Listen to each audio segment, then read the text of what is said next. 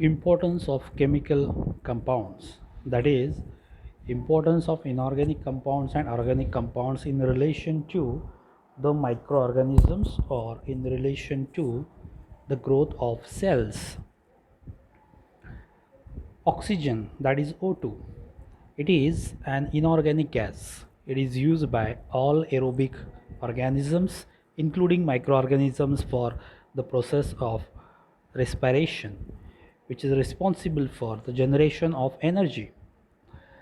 Anaerobic microbes, they do not utilize oxygen. Instead, they utilize inorganic elements during respiration, such as sulfate and iron. No eukaryotes can utilize atmospheric nitrogen for cellular synthesis, but few bacteria can convert atmospheric nitrogen to cellular nitrogen. This process is called as nitrogen fixation. There are few bacteria that use organic compounds. Likewise, there are few bacteria that use inorganic compounds such as nitrates, nitrites, and ammonium salts. These are used as a source of nitrogen, inorganic source of nitrogen. There is a group of microorganisms called as chemoautotrophs. Chemoautotrophs, it is a group of microorganisms that use inorganic substances as a source of energy and CO2 as a sole source of carbon. Such organisms are called as chemoautotropic organisms. For example, hydrogen oxidizing bacteria. Another example is methanogens. Methanogens that generate energy from the oxidation of hydrogen. The members of genus Thiobacillus, they oxidize inorganic substances such as hydrogen sulfide and Fe2 plus, that is ferrous iron. Nitrosomonas and Nitrobacter bacteria, they use ammonia NH3 and NO2 as a source of energy respectively. This is how these chemoautotropic organisms use these several inorganic substances for the generation of energy, and they use carbon dioxide as a source of carbon. Another category of microorganisms is photoautotrophs.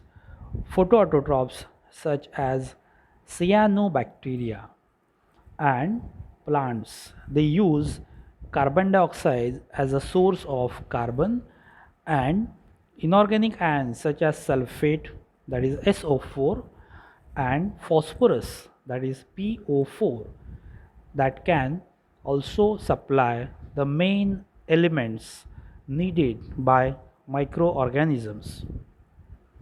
So photoautotrophs, as the name indicates, they use light as a source of energy and CO2 as a source of carbon.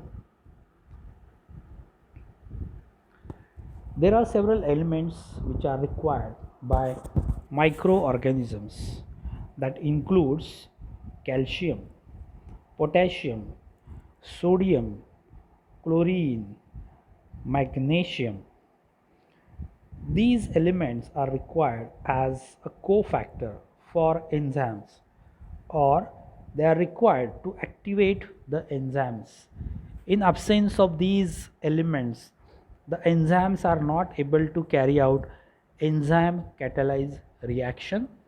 That means they are not able to form product from the substrate. There are several trace elements. Trace elements means the elements which are required in very less concentration or less quantity. That is why it is called as trace means very less. So these elements, although required in very less concentration, but still they are required for the cellular processes. These trace elements are metal ions like zinc, copper, manganese, molybdenum, cobalt, and several others.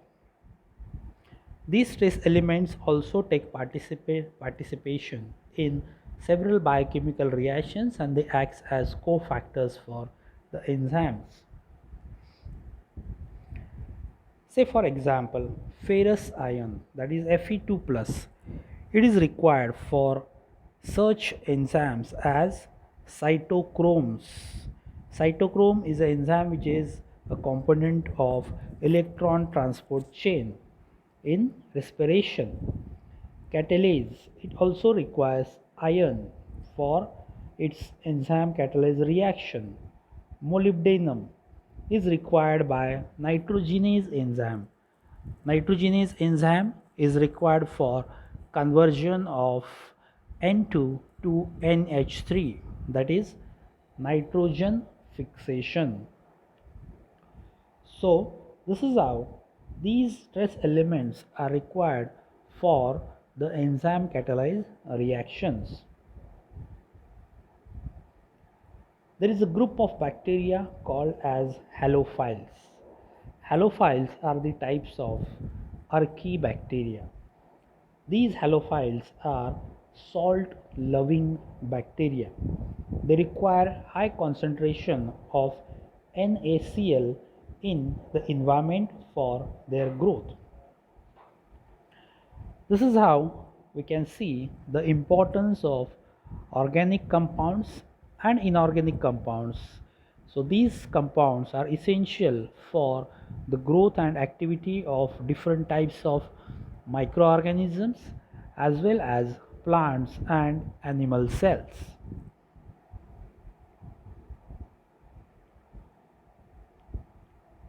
Importance of organic compounds. Most of the microorganisms use organic compounds for cellular growth. So this is in general.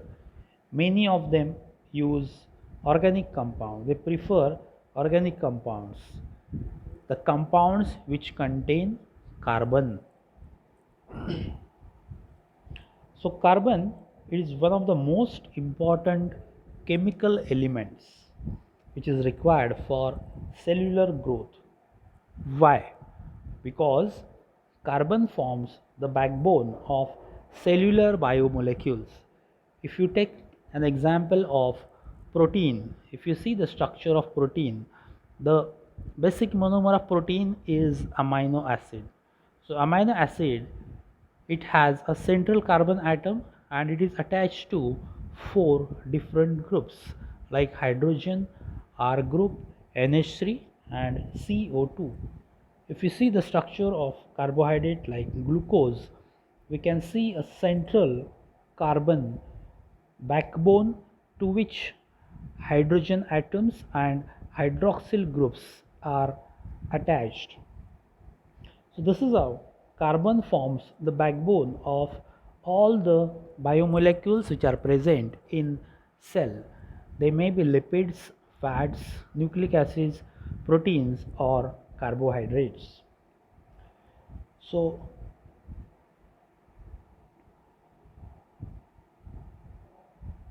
the organic compounds also serve as a principal source of other elements such as hydrogen, oxygen, nitrogen, sulfur, phosphorus, and other important elements required to carry out biochemical processes. The microorganisms called chemoheterotrophs. It is a group of microorganisms that use organic chemicals as a source of carbon and organic chemicals as a source of energy. They are called as chemoheterotrophs. So the examples are most of the bacteria are chemoheterotrophic, fungi, protozoa and animals They use organic compounds as a source of carbon and energy. There is another group of microbes or organisms called as photoheterotrophs. As the name indicates, photo. So they use light energy as a source of energy for the cellular processes, and they use organic compounds as a source of carbon. So organic compounds as a source of carbon and light as a source of energy. Such microbes are called as photoheterotrophs. So this explains the importance of organic and inorganic compounds in life or in cells. Then the next part is the types of bonds present in biomolecules. Now principally there are four types of biomolecules. They are carbohydrates, proteins, nucleic acids and lipids. These biomolecules consist of combination of atoms and elements. These atoms and elements comes together to form a molecule. So these molecules are formed as a result of interaction between the atoms or elements. So these interactions are called as bonds. So molecules are composed of atoms linked together. These linkages are called as bonds. Molecules may be combinations of atoms of same element H2, Cl2, O2 or of different elements like CH4, NaCl, C6, H12, O6 as we have seen in earlier lecture. So the interaction by which these atoms are held together are called as bonds. First type of bond is ionic bond. We have learned in the earlier lecture about formation of ions or the definition of ion. An ionic bond is formed by the transfer of one or more electrons from the outermost shell of one element to another element. We have seen how exactly ions are formed. Ions are formed due to loss or gain of electrons from the outermost shell of an atom. So which leads to the imbalance in the number of protons and electrons. An atom, it consists of equal number of protons and equal number of electrons. That means number of positive charges are balanced by number of negative charges. For example, if an atom loses an electron, that means in comparison the number of positive charges increases and therefore that atom gets a positive charge. In case an atom gains an electron, that means in relation to the number of protons, in comparison to number of protons, one electron is extra, so that atom it gains a negative charge. So this leads to the formation of anions and cations. This is an example. You can see here that sodium, this is sodium atom which has 2 electrons in its innermost shell which is fulfilled, then 8 electrons in the second shell, so that shell is also full, and it contains only 1 electron in the outermost shell. That means there are in all 11 electrons this sodium is having. In contrast to that, if you see this chlorine atom, there are 2 electrons in the innermost shell In second shell there are 8 electrons, so 10, and in the outermost shell it has only 7 electrons. So this means chlorine has only 17 electrons.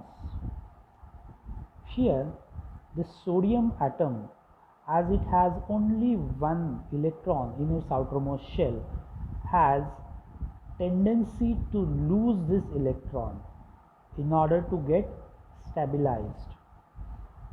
In case of chlorine atom, this chlorine atom, it has 1 electron short in its outermost shell, so therefore it has tendency to gain an electron. So when these types of atoms come together, it leads to the formation of ions, and the interaction between these ions is called as ionic bond. So this sodium, it loses its electron and it becomes Na plus. This electron, it is accepted by this chlorine and it is converted to Cl minus, because now it has 1 electron extra. This has lost the electron, so it has 1 proton extra, that's why it is Na plus. So the interaction between these two, positive charge and negative charge, it is called as ionic interaction or ionic bond.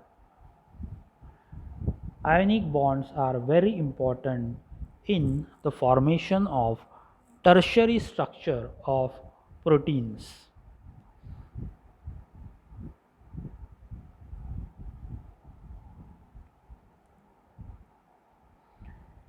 Second type of bonds are covalent bonds. Let us see the definition.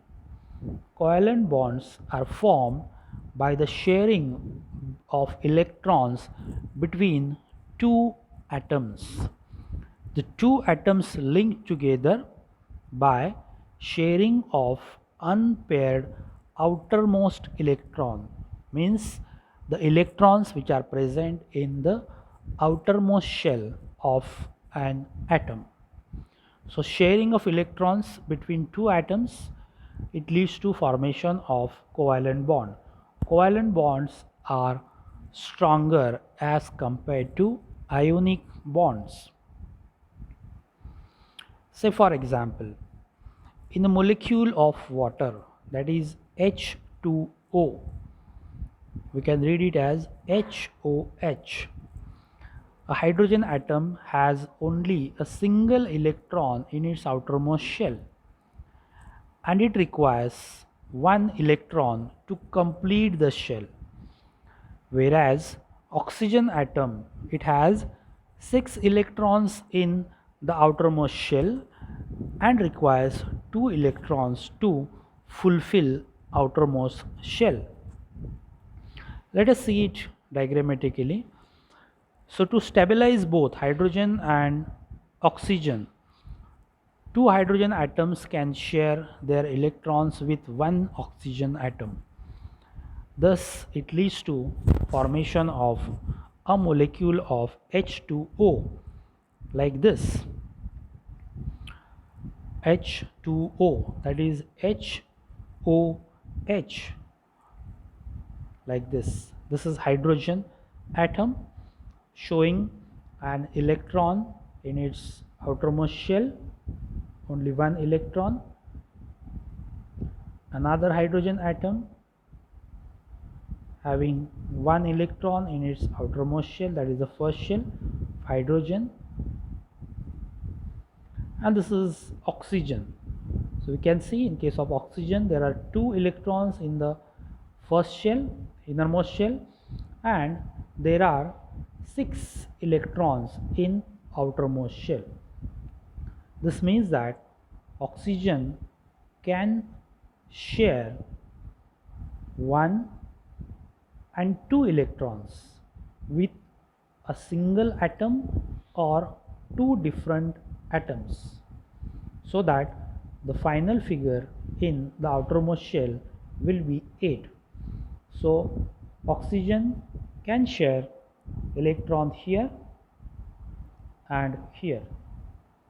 Sharing of electron, one of oxygen and one of hydrogen, it leads to formation of a single covalent bond. Sharing of electrons, this of oxygen and this of hydrogen, it leads to formation of a single covalent bond. This means that whenever there is sharing of one pair of electrons, it leads to formation of single bond.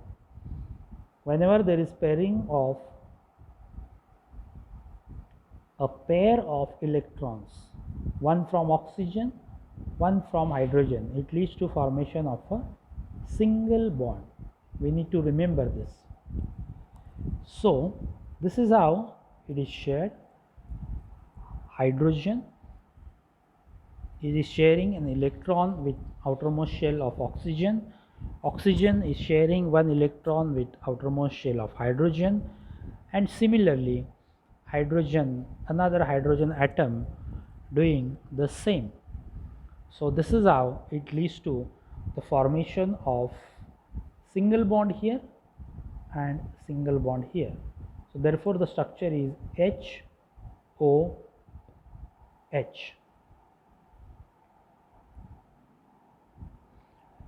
Let us take another simple example of methane molecule. Methane molecule is CH4. CH4, so the valency of carbon is 4. In earlier example you can see here the valency of oxygen is 1, 2. That means oxygen has 2 hands. It can share 2 electrons. The valency of hydrogen is 1. Hydrogen has only 1 hand. Hydrogen has only 1 hand.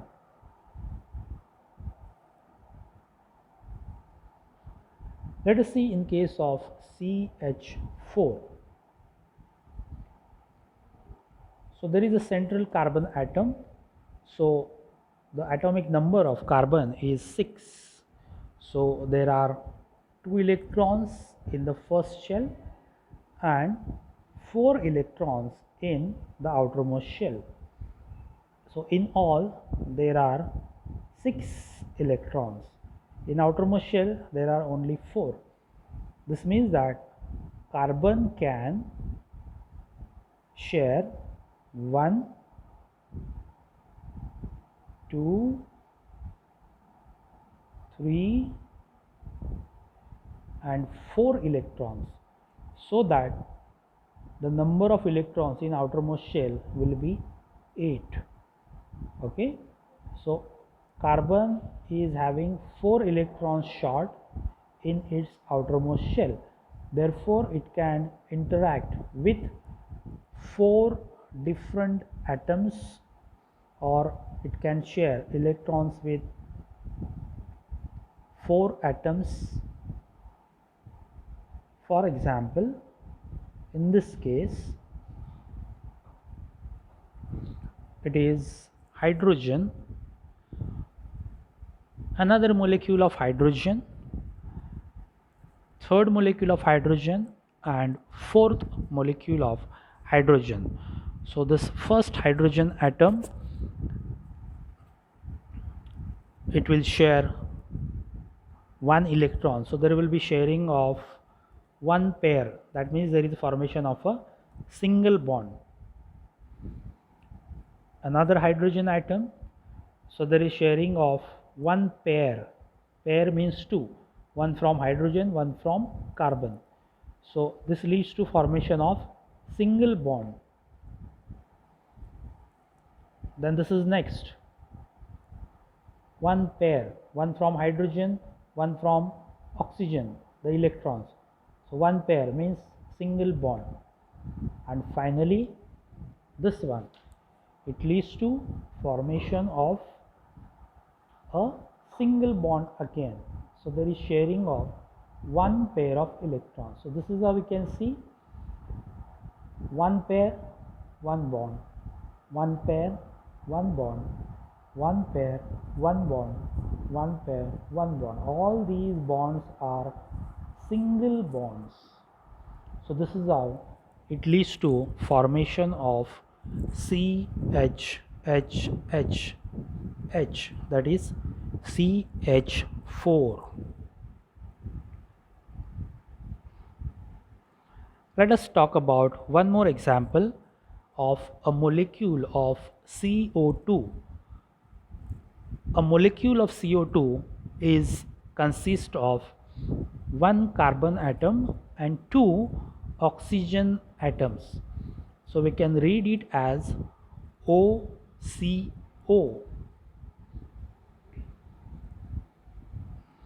So far we have seen the examples of single bonds, covalent bond. Now let us see the example of double bond. So this is carbon, as we have seen earlier. Atomic number is 6. So you can see here 1 2 3 4. So therefore it has tendency to form bonds with 4 different atoms or 2 different atoms and so on. That means it has tendency to share 4 electrons. So therefore the valency of carbon is 4. So it has 4 hands. So this is carbon. This is the oxygen atom.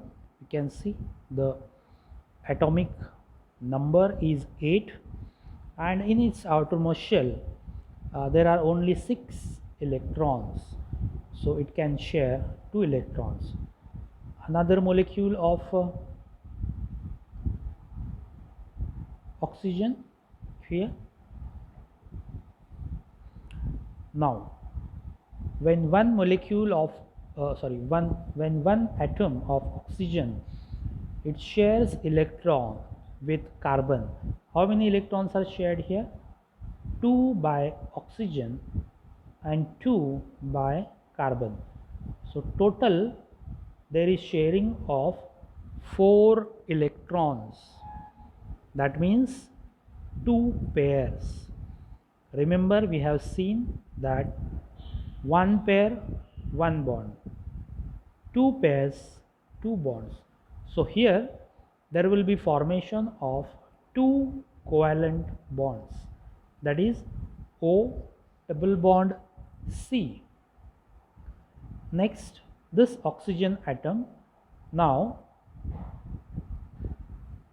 is coming here, and we can see that in all 4 electrons are shared, 2 from carbon and 2 from oxygen. So sharing of 2 pairs means formation of 2 bonds. This leads to double bond formation, that is CO, C double bond O.